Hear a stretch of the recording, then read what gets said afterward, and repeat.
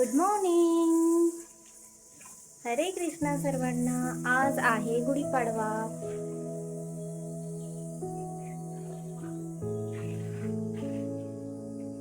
तर आमची इथं मस्त तयारी चाललेली आहे गुढीपाडवा.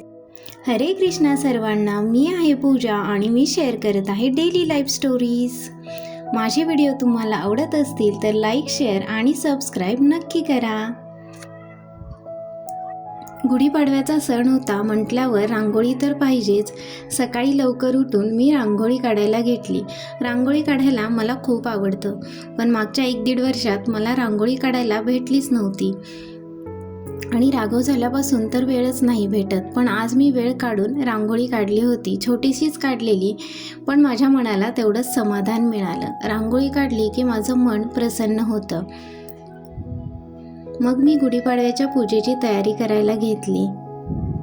सण म्हटलं की खूप गडबड गोंधळ होते. सकाळी लवकर उठून सगळं आवरावं लागतं आणि 2 मुलं आणि मी एकटीच करणारी, मग खूप गडबड होते. चला तर मग आज आपण करूया मस्तपैकी नैवेद्याचा शिरा. चला. तर मला हेल्प करणारे माझे हेल्पिंग हँड तुम्ही बघितलेच असतील. तर ह्यांनी मला मदत म्हणून पूजेचा शिरा करायला घेतला. खूप छान करतात तेही स्वयंपाक आणि आम्हाला सगळ्यांनाच त्यांच्या हातचा स्वयंपाक खूप आवडतो. मस्त असा त्यांनी पूजेचा शिरा गुढीपाडव्याच्या दिवशी करून घेतला. पुरणपोळ्याही आज मी करणार होते, पण त्याचा मला व्हिडिओ नाही करता आला. सकाळी जेवढी काही तयारी केली त्या सगळ्याचा व्हिडिओ मी केला.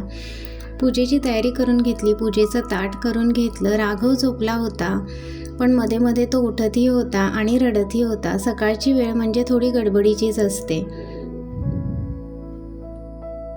सण म्हटलं की घरातलं वातावरण खूपच प्रसन्न असतं. मग मीही आज साडी नेसून मस्त असं आवरून घेतलं. ह्यांनी माझ्यासाठी गजरा आणलेला होता, तो गजराही मी घालून घेतला. खरं तर हा गजरा त्यांनी 2-3 दिवस आधीच आणला होता, पण मी तो फ्रीजमध्ये ठेवला, कारण घालायचा कधी. रोज तर मी टी-शर्ट वगैरे घालते, तर मला गजरा घालता येत नाही. मग मी म्हटलं चला गुढीपाडवा जवळ येतोय, त्या दिवशी साडी नेसेन आणि मग गजरा घालेन. आणि फ्रीजमध्ये खूप छान आणि फ्रेश राहिला होता गजरा. आम्ही दोघांनी मिळून गुढीपाडव्याची तयारी केली, गुढी उभारायची तयारी केली.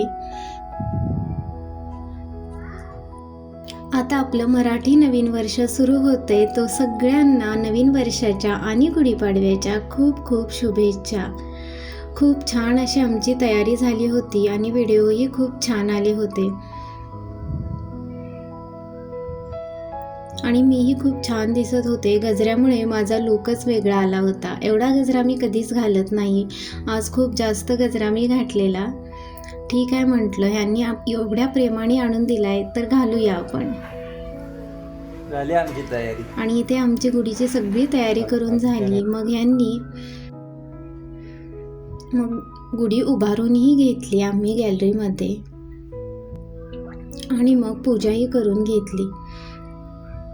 पूजा करून झाली की मन खूप प्रसन्न होतं आणि खूप फ्रेश वाटतं. आता ऊन खूप यायला लागले, त्यामुळे पूजा करताना खूप ऊन लागत होतं. सकाळीच आम्ही पूजा करत होतो, तरीही ऊन खूप जोरात लागत होतं. त्यामुळे आम्हाला पटकन पूजा करावी लागली. पूजा केली, नैवेद्य दाखवून घेतला. मध्ये मध्ये राघव खूपच गडबड करत होता, मध्येच रडत होता, मध्येच खेळत होता, कारण इथे ऊन लागत होतं. त्यामुळे आम्ही त्याला तिथे घेऊनही बसू शकत नव्हतो. आमची पूजा करून झाली. सगळ्यांनी मग एकापाठोपाठ एक पूजा केली.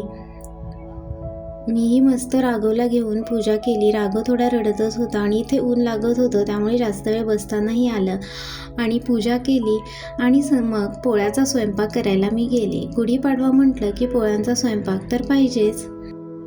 माझा व्लॉग आवडला असेल तर लाईक, शेअर आणि सबस्क्राईब नक्की करा. बाय.